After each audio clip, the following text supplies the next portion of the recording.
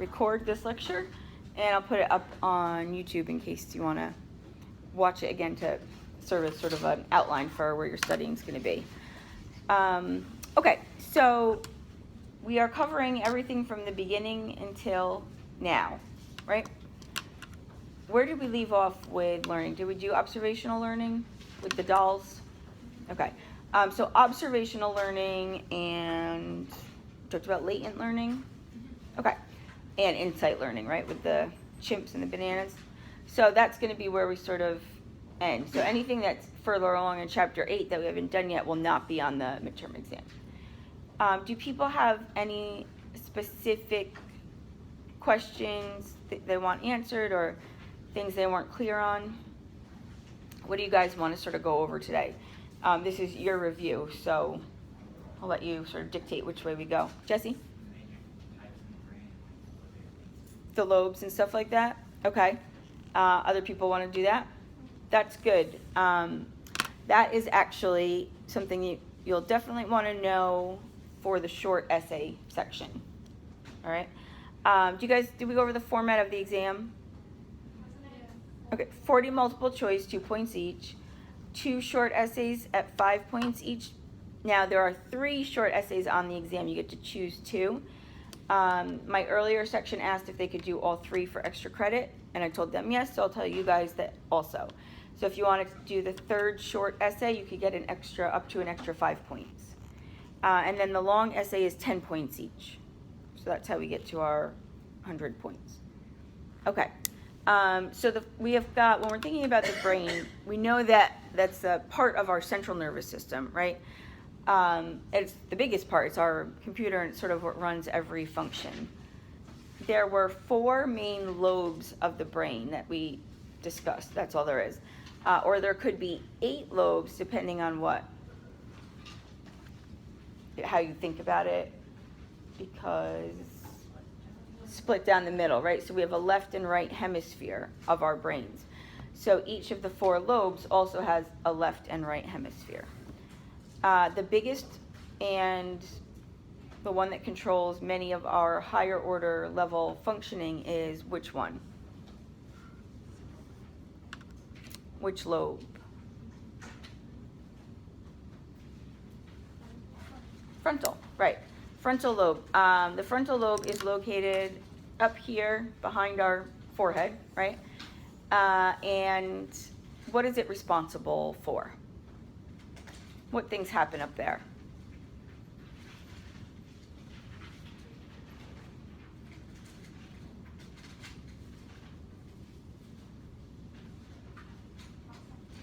Processing.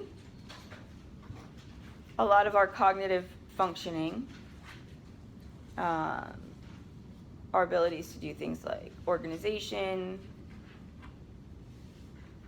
advanced movements, basic movements. What are some of the main, there's 2 particular areas of the frontal lobe that we've, Broca's area, good. What does Broca's area do? Speech, okay, spoken language and speech. And it's located on the left or the right? Left, good. And then what's the other main structure? The motor cortex, good. And what does that do? Voluntary movement, yep. All right, so besides those 2 structures, we know the frontal lobe also does a lot of our thinking, our cognition, our processing, all those sort of higher order functioning that we can do.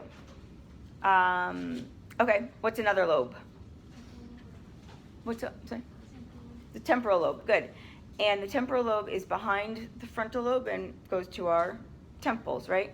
What's the main job of the temporal lobe? Hearing, right? The temporal lobe is hearing, and we've got a couple structures in there as well. Wernicke's area, yep, Wernicke's area controls what? Your comprehension of spoken language, right? So if there's damage to that, we may have trouble. You could hear, right, sounds, but you wouldn't be able to process it as language or speak it, right? Because if you can't hear it, you can't speak it. And then there's another major structure in the temporal lobe.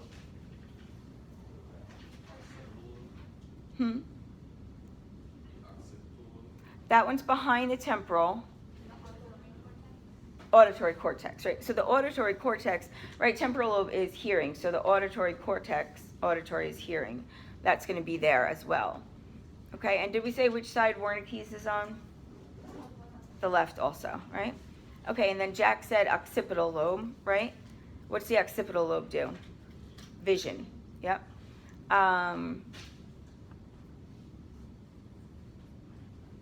It's going to connect to the optic nerve, kind of come right back from your eyeballs.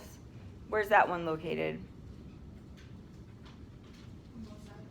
Both sides, but where's the occipital lobe located? Yeah, on the back of our heads, right? All right, and what's the last one? Yep, the parietal lobe. What's that responsible for? Sensation, bodily sensation. And it has one structure with a long name. Somatosensory cortex. Good. So soma means body, right? Sensory, that's pretty self-explanatory. All right, so all body sensations. Now, if we have damage there, what could that lead to? Yeah, and either elimination of feeling and sensation, or some altered sensation of pain, but also touch, pressure, all those sorts of things, warm and cold, right? Okay, so those are the four lobes. We described where they were, right? Their main functioning and main structures within them. Everything we just talked about, I would certainly review for the short essay section. Okay? All right, what else? What else do you guys want to hear about again? Okay, all right, structuralism, things like that, that's good to review. So let's go back. We'll do a little bit of the very early history and then some of the pre-modern schools and the modern schools. And this information, guys, is also helpful to remember for the essay section. Now, it's not going to be verbatim everything we talk about, but knowing these figures and sort of a timeline. Okay. When we talk about psychology, way back into like very early societies, what were some of the ways that people were viewed who maybe had mental illness or were dealing with things like that? Crazy. Or they're like very special people. Like what kind of people? Oracles. Oracles, superstition, witches later, right? So if nowadays, if we see somebody talking to a wall, like he's having a conversation with somebody, we think crazy, right? Like he's probably having a visual hallucination, but maybe in very, very early man, somebody who saw things that weren't there was maybe considered an oracle or a witch doctor or a shaman, and may have been revered in society, right? But then move forward to a couple hundred years ago, and we had witch trials, and people would have been executed for being witches or something, right? So there's a long history of treatment, different ways people having that. When we think about psychology as a science, as a modern science, what are its roots? Like, what other fields of study did we briefly talk about? Sociology, philosophy, and medicine to some extent, right? Because if we understand how the brain works or the body works, we might understand some of our reactions to that and why we do things. Who were some of the main philosophers that we talked about? Aristotle. Who? Socrates. Plato. I think Aristotle, Socrates, and Plato would be the three main ones that we're going to sort of remember. And each of them had sort of their own, they were students of Socrates, right? But each of the three men had a little bit of their own version of how they looked at the world. What was Socrates? What did he believe? Question everything. And how did you do that? Know thyself, right? And he said the old Socratic method, which is just questioning everything, right? Like you said, exactly. So he's the one that said, the only thing I know is I know nothing, right? He has to learn everything, question everything. And he used his Socratic method to do that. And Plato and Aristotle were students of Socrates. What was his idea or view on the world? Nature is how people learn everything, the tabula rasa. Okay, so Aristotle was the idea of tabula rasa, which was that we are born a blank slate, right? So we are born with nothing, and everything that we know and become is because of nurture, because of the world around us and our interactions with the world around us. So this is like that very early nature-nurture debate starting, right, which is still continuing. So that's what Aristotle thought. What about Plato? Sort of the polar opposite of Aristotle. Yeah, and what did he call that? Innate knowledge, right? We had everything, we're all loaded up, right? So that says that our nature is responsible, at least for mostly everything. I suppose that could be our interactions with the world. But Plato thought we were born with this innate knowledge, and we just had to figure out how to access it, right? How to get it out, but it was all there. We came loaded up like a computer with all its functioning or something like that, right? So those were the big philosophers that we went over. If we jump forward 1,000 years or so, where are we? We're going to go slightly back from him. So we'll go up to Premodern Psychology. So if we're looking in like the 1800s, 1850s and up, who do we call the father of psychology? Right, William Wundt. And he is in Germany in the second half of the 18th century. And he comes up with one of the pre-modern schools of psychology. What was it? Structuralism, right? In structuralism, what does Wundt hope to accomplish? What is he looking to find out about? Yeah, what goes on in our conscious brain specifically. Yeah, that's what he's looking for, our conscious experience of the world. What method does he devise to study that? Introspection, right? So what is he asking his, now he's using trained observers. He's not just pulling random people off the street, but what is he asking his observers to do? Say what's going on in their mind, sort of verbalize their interior mental processes. All right, that's how he hopes to learn about their current cognitive thinking. What's a bit of a flaw or a downside for this? Yep, they're not going to lie, they're going to say the truth. It's very subjective, right?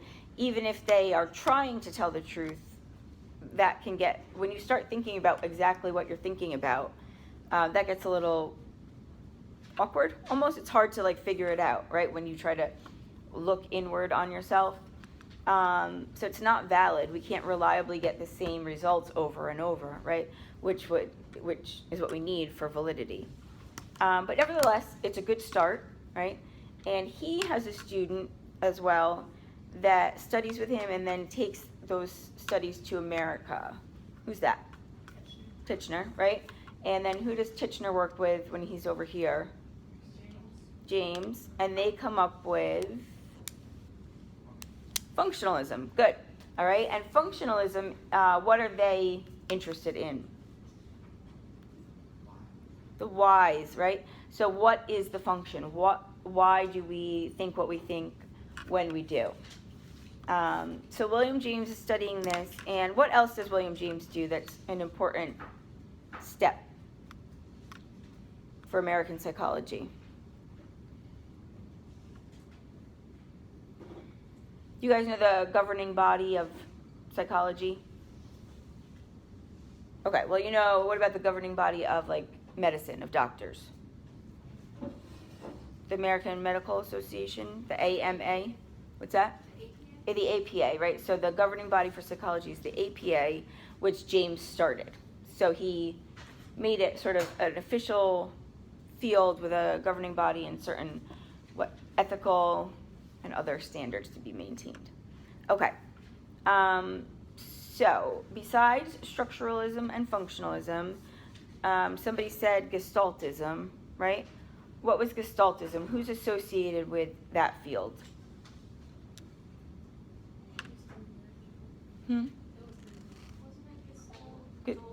It's Wertheimer, Kafka.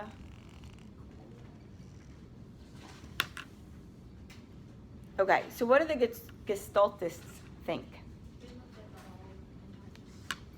Right, they think that the whole is greater than the sum of the parts. So they want you to look at the big picture, right? Not just break things down all the time. What happens if we only look at individual parts of something or someone? Right, you can't see how they work together or don't work together, so we don't know what's really happening. So it's like if you look at a human body and you only look, at your legs from the knee down, you're sort of missing, or your legs from the hip down, and see that as mobile, right? Okay, like legs can walk, but we're missing the entire person and what they're telling their legs to do and all that sort of stuff. Does that make sense? The whole is greater than the sum of the parts? Yeah, just look at the big picture. All right, so those are the pre-modern schools, right? Then we would move forward into the modern schools of psychology that we talked about. And there are several of them, and you'll want to know at least 5 of them well for your essay. Are you guys comfortable with them, or do you want to go through those quickly? Okay, so I think the important takeaway when you're looking at these schools is you certainly want to know the figures associated, what their general method is or thought. And you know how throughout the semester we've been talking about viewing depression through the different lenses of the different schools. You may want to know how each school looks at depression, that kind of thing. So the main points. Now, when we're talking about essays for the exam, they don't need to be beautifully written. Okay, they could be even bulleted. You could say, let's start with behavioral school, right? So you could say behavioral school, dash, and put the information down there. It's not English class, okay? All right, so behavioral school, who are the main figures? Watson and Skinner, good. And what did they care about? Behavior, observable behavior, right? So they don't care about really anything else, thoughts or feelings or unconscious, stuff like that. They're interested in observable behavior. What kind of methods did they use? Classical conditioning, Pavlov's theory is part of that, right? And what's the one we just talked about? Operant conditioning, yep. And what else? What else do behaviorists do? Are you guys comfortable with the parts of classical conditioning?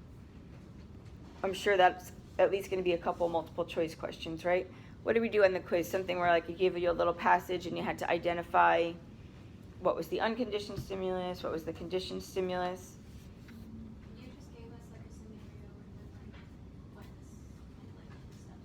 the steps. Yeah, and something similar like that. Okay, so you have to understand which part is the unconditioned, which is the neutral, which is conditioned. So in order to get, say, a conditioned response to something, what gets paired up on the stimulus side?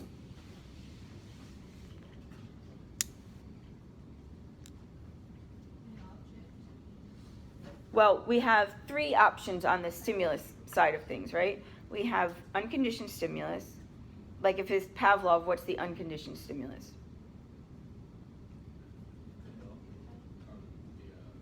The food. The dogs don't need to learn that. That's unconditioned, right? They automatically salivate to food, as do most humans, right? So we've got that. and then we're going to pair it with a neutral stimulus, the bell, right? Because originally the bell doesn't mean anything to them. And then that becomes a conditioned stimulus, right? Because we pair the unconditioned with a neutral. So now the bell becomes the conditioned stimulus, right? And what does salivation to the bell give you? The conditioned response. Good. Yep. And what kind of learning did we call classical conditioning? Passive learning, right? The dogs aren't actively trying to learn this. It's sort of happening in the world around them, and they're responding to it the way nature intended, right? Okay. What do the behaviorists think about depression?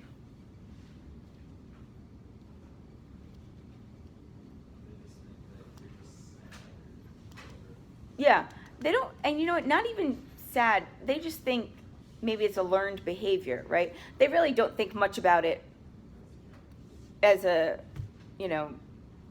whole.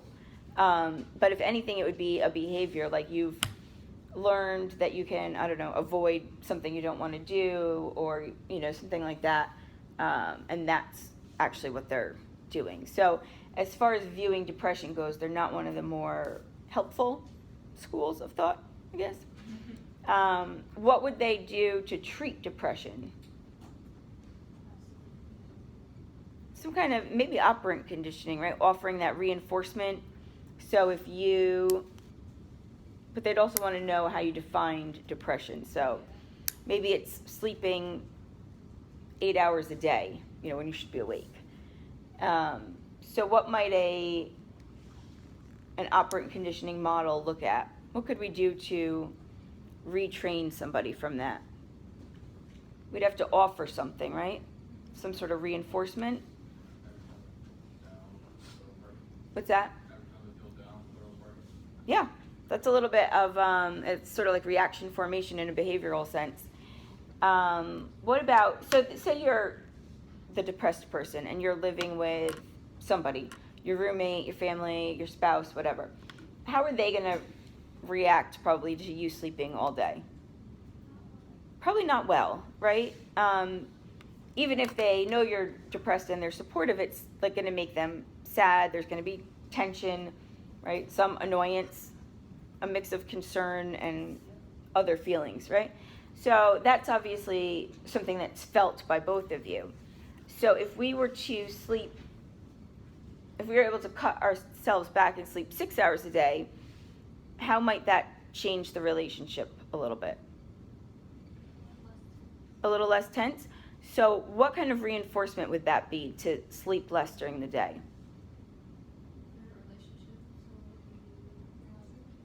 But what did we do? How did we get there? It's a positive thing, right? Right. We took away something bad. We took away some of that tension, so that's negative reinforcement, right? So it's still reinforcing that behavior. It's like, all right, I slept less, I was present more for life, and things are a little less tense now, so what's the likelihood you're going to sleep less? It goes up, right? So reinforcement always does what to the behavior? The desired behavior. It goes up. Punishment will always do what to the behavior? The desired behavior might take it away, right? Okay. You don't need to get that involved with that kind of operant conditioning for the essay, but there certainly may be questions on how operant conditioning works. All right. What do you want to do next for schools? So that was behaviorism, maybe a little more involved than you need, but what's that? Okay, what about the humanistic school? Who are the main figures? Maslow and Rogers, yep.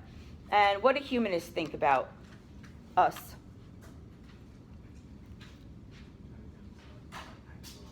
Yep, we want to become self-actualized. So we're all sort of striving to become our ideal self.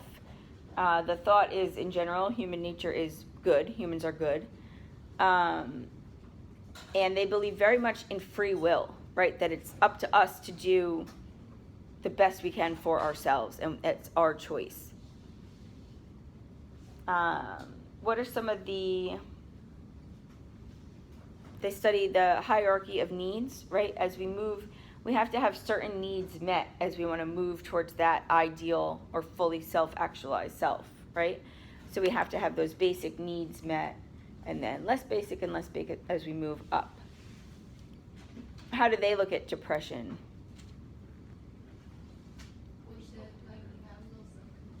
Yeah, poor self-congruence will lead to depression. So self-congruence is what?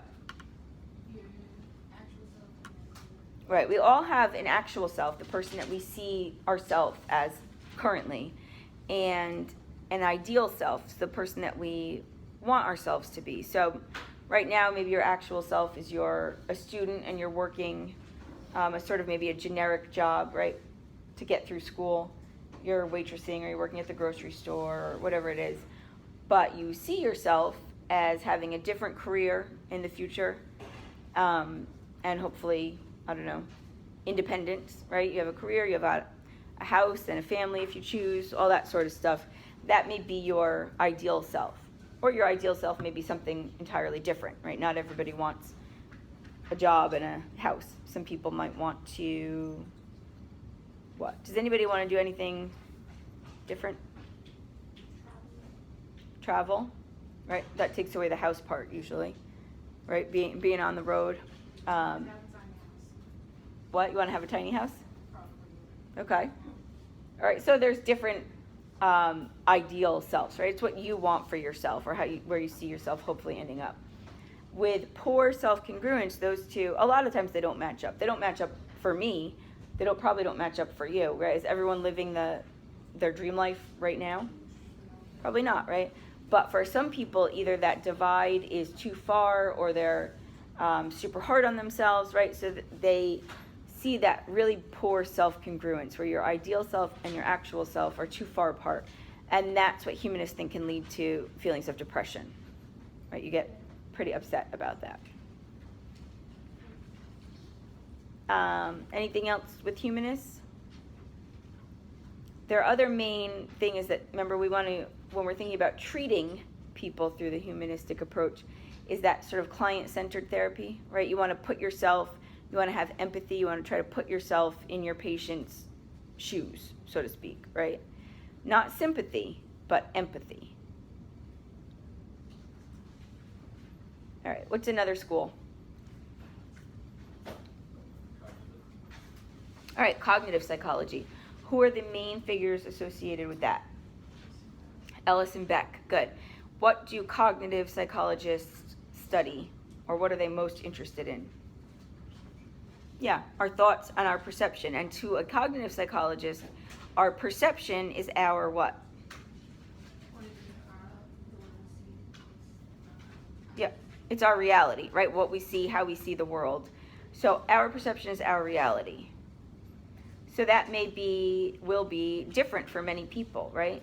We all perceive things slightly differently. Sometimes we perceive things very differently.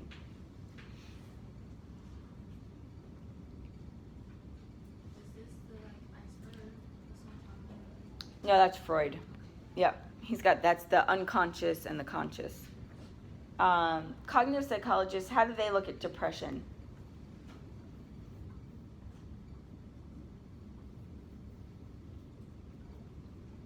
Do you guys remember the study with the dogs being in the electrified? Learned helplessness. Where they have the box with the dogs. Does everybody remember that? Yes, exactly. Okay. So the dogs learn that they can't get away from the shock, and then they just give up, right? And then they're depressed even when they're not. They give up on life in general. So learned helplessness. Because cognitive psychologists are very much interested in our thoughts and our learning and those mental processes. All right, so we did behaviorism, humanism, cognitive. What else do we have? Psychoanalytic, very good. And who is the main guy? Sigmund Freud. All right, so what does Freud think about us? He thinks a lot of things, but what are some of his main ideas? Yeah, unconscious, really, right? Subconscious, he calls it the preconscious, that little strip, but it's mostly unconscious or that little part of conscious. So everything he thinks that sort of happens to us or makes us are what we are is happening in our unconscious. It's usually unresolved conflicts, and they are coming out as what? What kind of symptoms would he see? Mm-hmm. That's what. Yeah, it's what makes up our character, our personality. What kind of clients did Freud have mostly in the beginning? What gender clients did he have? Women. And he was treating women for what he called hysteria. Okay, what was hysteria?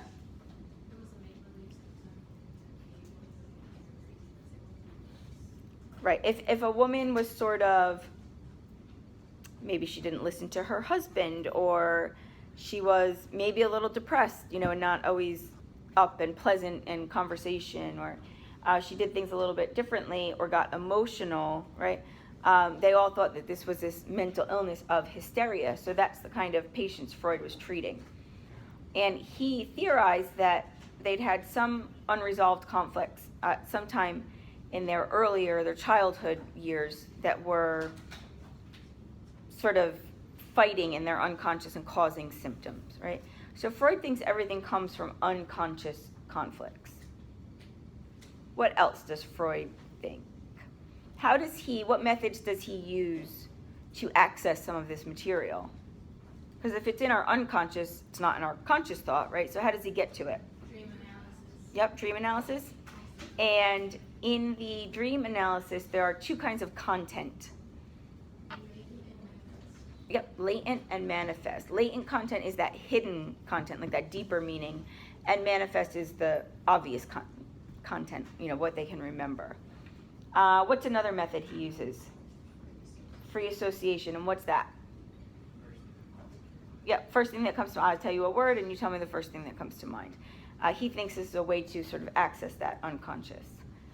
Didn't we have something about sexual desires too? Yeah, everything that Freud thinks really is about like repressed sexual desires. He does the psychosexual stages of development, right? We talked about the Oedipal complex and the Electra complex. You guys remember those? Yep. Now, Freud also thinks that we've got ways of sort of protecting ourselves from psychological trauma and pain. What does he call those? Yep, we've got defense mechanisms. What are a few of the defense mechanisms? Repression? Yep. Repression and regression. Okay. So repression is when we push down those uncomfortable feelings so they don't cause us any trouble, right? We push them right down into our unconscious. And what's regression? Yeah, we go back to maybe one of those early psychosexual stages, back to childhood, something like that. What else? Projection, what's that? I don't know, like you do one thing but you say the opposite. You put your bad feelings on somebody else. So if you're having a really bad day and having, or would you say bad thoughts? Yeah. Oh, there you go. Yeah, that's a great example, right? What's happening there? If they're a certain way, then they want somebody else to feel like they're a certain way. Yeah, so bullies are generally unhappy in life for some reason, right? Where do they get their happiness from? Yeah, right? So they're taking their unhappy feelings and literally putting them on somebody else, right? Now, say you're the kid that got bullied, and you go home and you have a younger brother or sister. Now you're upset. What are you going to do? Put it on them. Now it's on them, and they're upset, but they're the youngest. But you've got a dog. What might they do? Take it out on the dog. So the idea of this cycle is actually, like they call it, don't kick the dog. Like, you know, everyone keeps going down this chain of emotional discomfort, and that's what could end up happening, so to speak. There's a book called Don't Kick the Dog. All right. What else? So how does Freud look at depression?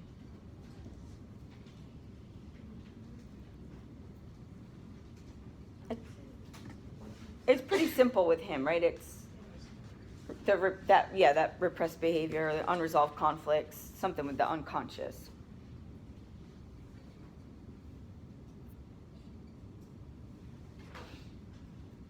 What's another school we could talk about?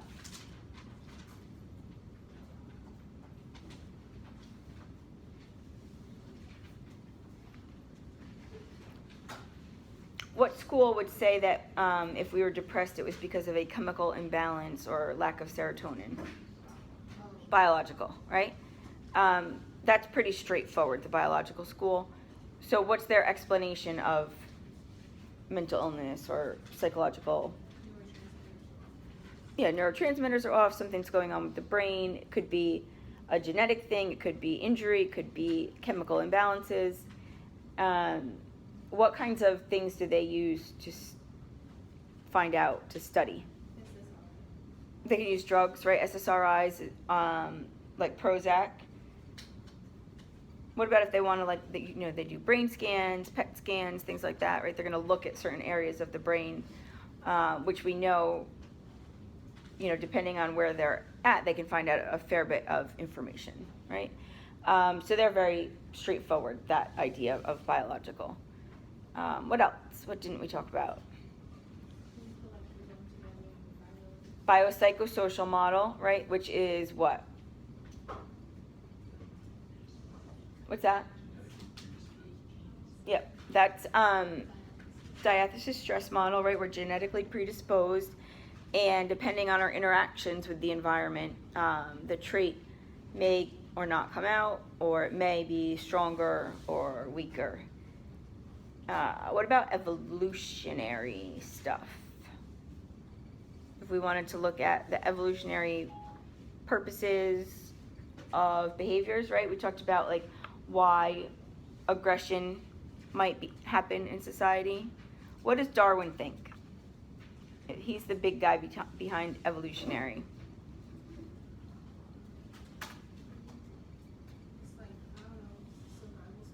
Survival of the fittest, right? Darwin thinks that the strongest genetic prototypes, I guess, us, whoever is going to do the best at surviving and procreating and keeping the species alive, right? So a long time ago, there might have been traits. Why would a trait like aggression be a desirable trait? Because you fight, so you might be less likely to be killed by another person. You might fight your way and get more food or something like that, right? You would fight off other possible challengers for reproduction, right? So those are desirable traits. Now we know that we still have, in modern society, aggression is still a trait that humans possess. Yeah? Why? Why is it still around? What does it do for us now?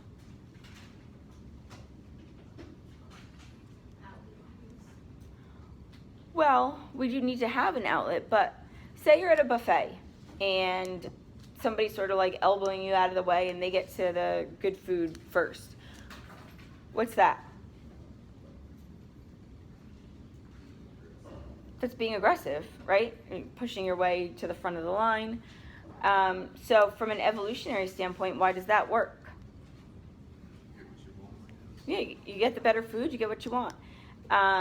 Do you think there's a lot of CEOs and people in high positions that have been very timid? No, what do? What do people do that get to the top? What's that? They could fight dirty. They could just fight harder because of aggression too, right? They're going to do what it takes, right, to get to the top. So that's aggression. So there's still an evolutionary purpose to that. If you make more money, what are your chances of survival in terms of, I don't know, you get better medical care, you have like a child, better choice of spouse for reproduction, things like that, right? So aggression is still an evolutionary trait that can work to support people. All right, so that's what the evolutionary psychologists are into. The reason behind what does this trait do that has kept it around? Why does it still exist? Because over time we've sort of gotten rid of things that we didn't need, like our appendix, for example, right? Well, that's still there, but eventually it's going to be gone. I think we used to have like tails, like the prehensile, so there's a number of evolutionary changes that we have gone through in thousands of years or whatever, since early man. All right, what else do you want to know about?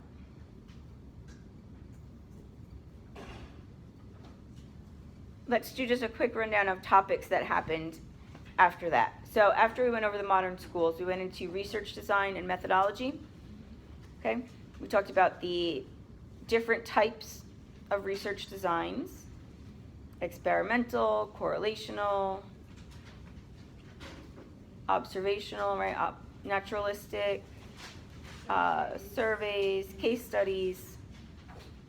So on that quiz where we had that section, and you had to sort of match the type with its definition, that's similar to what you'll want to know.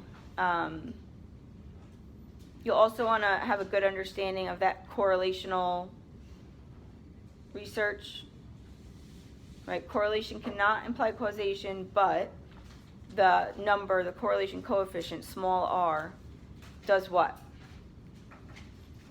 What does it tell you? Yeah. It relates them, and it tells you the strength of the relationship. So positive 0.9, what kind of relationship is that? Okay, and then negative 0.2. Okay. And positive and negative only talk about the direction. They don't mean, negative isn't necessarily weaker, right? Okay. So we talked about those different research designs, a little bit about the scientific method, right? So sort of the factors of an experimental research design and what might go into that, right? Independent and dependent variable, placebo, control group, some of the main factors that we talked about. And then after that, we went into the brain, right? So we talked earlier just about the lobes of the brain and things like that. We'll certainly have a couple questions on some of the neurotransmitters that we talked more at length about.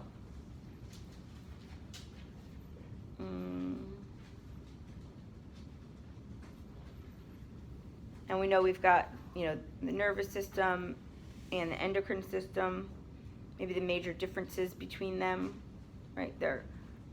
One is electrochemical and one is, what does the endocrine system control? Hormones and glands, right? Good. And then from there, we went to memory. So there's early stages of thought on memory, right? They were what? Information processing, and what was the other brief one? Yep. And then from there, we went into the 3-stage model of memory, which is what we spent much more time on, right? We know what the stages are. We know the capacity and duration. And for long-term memory, which has a lot more information, we know about encoding, storage, and retrieval, right? Some of the ways that we can improve those things, which is a little bit what you wrote about in your homework, right? How to keep a memory or forget a memory. So you want to think about that you did in the homework. We talked a little bit about theories of forgetting, which hopefully won't apply on Wednesday. And then the little bit of learning that we talked about on Friday. As far as that goes, for the short essays, I would brush up on the observational learning with Bandura and stuff. Bobo dolls.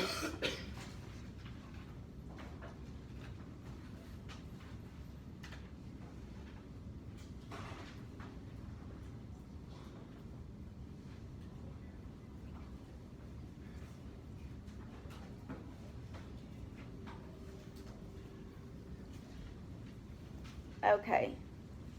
Any new questions after that brief run through? I'm confused about all the, well, not all of them, but most of the different. And that's because some of them are the same. Many of them do similar functions. So the questioning can be a little tough. I certainly will try to keep that in mind. I mean, I do try to keep that in mind, that there's some overlap there. So I'll try not to make it too tricky. Yeah. But definitely, I mean, like for things like serotonin, what do you need to know?